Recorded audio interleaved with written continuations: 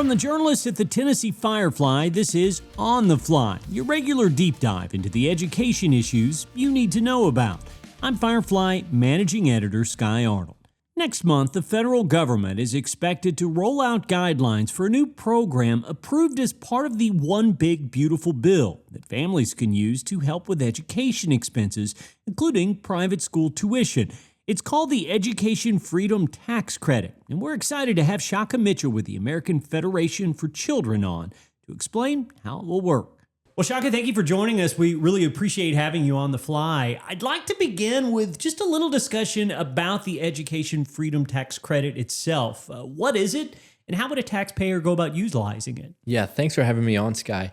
The Education Freedom Tax Credit is the first time in history that there's been a federal tax credit that taxpayers can contribute to, and then all that money gets pooled so that it can go out to scholarships for children who are in K-12 schools. So it's a pretty amazing thing, but at its core, it's really a scholarship program that is funded by tax credits. And I know the way all of this works, the federal government, they're still sort of finalizing the details for a lot of it, but essentially the money that you would be putting in for this tax credit would go to scholarship granting organizations, or SGOs as they're more commonly called. For those who aren't familiar with it, what exactly is an SGO and how does it all work within the confinements of this program? Absolutely. Essentially what we did was we took education policy and then we took tax policy and mashed them together. So it's not necessarily intuitive. Okay, so the way that this works, anyone with federal income tax liability, so that's a lot of people, millions of people, something like 100 million people across the United States. We have money that is taken out of our paycheck typically, and a portion of it goes to U.S. Treasury. Mm-hmm. What this allows is for you to redirect up to $1,700 per year into a scholarship fund. All right, so the same amount of money would come out of your paycheck regardless.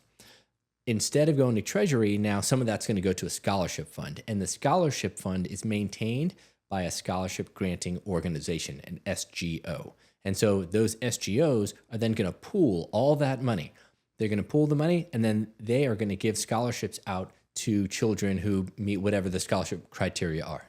So for someone who's putting in money to an SGO, do they necessarily have to be someone whose family could benefit from these scholarships? Could it actually just be someone who feels really strongly about private school choice and wants to contribute that way? It's a great question. No, this is any taxpayer is eligible. So any taxpayer with federal income tax liability. Of course, in Tennessee, we don't have a state income tax, right? So that doesn't matter. But we do have federal income taxes. So what that works out to be is about $65 every 2 weeks.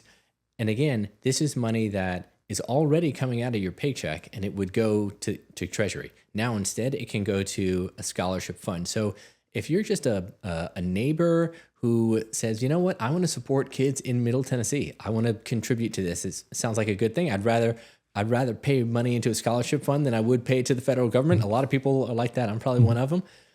Then you can redirect your money into a scholarship fund. And in fact, it's not a 529 account. So it's not a savings account for your own children.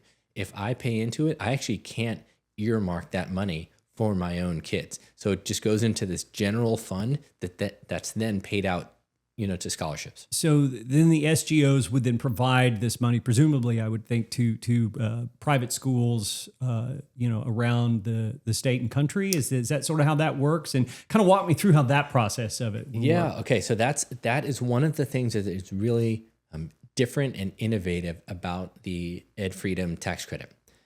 In most programs, and we've got 20 or so state-based tax credit scholarship programs around the country. But for all of those, the way that you use the money is just as you say, it's for private school scholarships. This one can actually be used by public school students, charter school students. In the state of Tennessee, that could also be homeschool students, right? Because they're a certain category of non-public school. So it goes beyond tuition. So for instance, if a family attends their zoned public school, they could still apply to an SGO, to the Scholarship Granting Organization. They could get, say, $1,000 scholarship that they could use for educational expenses. So they could use it for, maybe they need tutoring after school. Maybe they need school supplies. Maybe they need a Kindle at home, right? So they can have electronic, books and like an e-reader, that kind of thing. So you can use it on a range of educational expenses, including tuition, but it's not limited to that. So that's a real innovation. Are the rules set yet in terms of like who could benefit from this funding? I assume there would be some income maybe requirements, that sort of thing. Yeah, so that was built into the law. The eligibility for this is baked right into the law. And so the way that it works, students are eligible if they attend K-12 schools, and then there is an income sort of cap. That cap, I won't get into the nitty-gritty details because I don't want to put all your listeners to sleep, but that cap is 300% of the area median income. Okay, so in Nashville, that works out to be something like family would have to have income of over $330,000 a year. So our estimates, my colleague, Dr. Patrick Graff, just did a report on this. More than 92% of kids in Tennessee, I believe, will be eligible for this thing. With so many children potentially eligible, is it first come, first serve for the money once it all goes into effect? Or are there other considerations that sort of indicate which families get it first if they do run out? Yeah, in terms of how the money is distributed, that's really up to the scholarship granting organizations. Okay. So these scholarship granting organizations, the SGOs, they're just 501c3, they're nonprofit orgs. So you might have an organization that says, we want to focus on giving scholarships to kids in Middle Tennessee. I know of an organization that is going to focus on the entire state, right? And so they will presumably take in applications from families from all around the state. You might have some that say, we want to provide scholarships for students in charter schools in West Tennessee. So the SGOs are really going to be the ones that have to raise the money, one, and have to figure out how they're going to distribute it. So if you're a family, you can actually apply to multiple of these. Okay.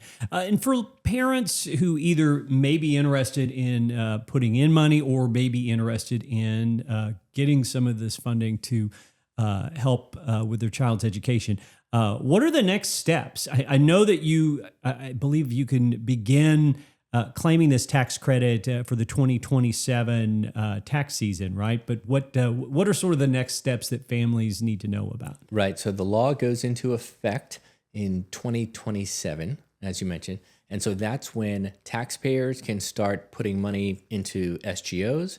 It's also, assuming that the SGOs are now doing that fundraising and they're collecting money, that also means that they can turn around and they can start giving scholarships as soon as they have the funds. Okay. My guess is that most SGOs aren't going to start giving scholarships until, maybe the spring, because you need to collect some of this money first. But what you need to know if you're a taxpayer or if you're a family that's interested in applying is pay attention to what scholarship organizations are opening in your state. Mm-hmm. We are going to be tracking this. And so we've got a website. It's called federalscholarships.com, where you can just learn more about this in general. I know that private school choice is very important to your organization. And I know that you feel that this program will, for obvious reasons, have an impact there in Tennessee. We have two existing programs that provide private school choice, most notably the Education Freedom Scholarship Act. How will this impact those programs? I think the Education Freedom Tax Credit is really going to kind of supercharge some of the existing choice programs. And that's not just private choice, because as I mentioned, this can be used by students who attend a charter school or attend a magnet school or whatever, their own public school or homeschool, right? Who have needs. Who have needs, who have real needs. And so one of the things that we know is that while in the private school sector, while the average tuition isn't nearly as high as people think, the average tuition at a private school is actually lower than the per pupil expenditure in public schools. Mm-hmm. A lot of people don't realize that, but if you go down the street to a Catholic school here in Nashville, your tuition is likely to be around $12,000. Mm-hmm. Well, the Education Freedom Scholarship, our state-based ESA program, provides just over $7,000. Well, some families, aren't going to be able to make up that gap, but they could apply for one of these new tax credit scholarships to help make up that gap. Shaka tells us that more than 1 million Tennessee students are expected to qualify for Education Freedom Tax Credit scholarships. And he says that if just 10% of eligible taxpayers participate, it would raise up to $145 million for those kids. That'll do it for this edition of On the Fly. Catch us where you get your podcasts. I'm Sky Arnold.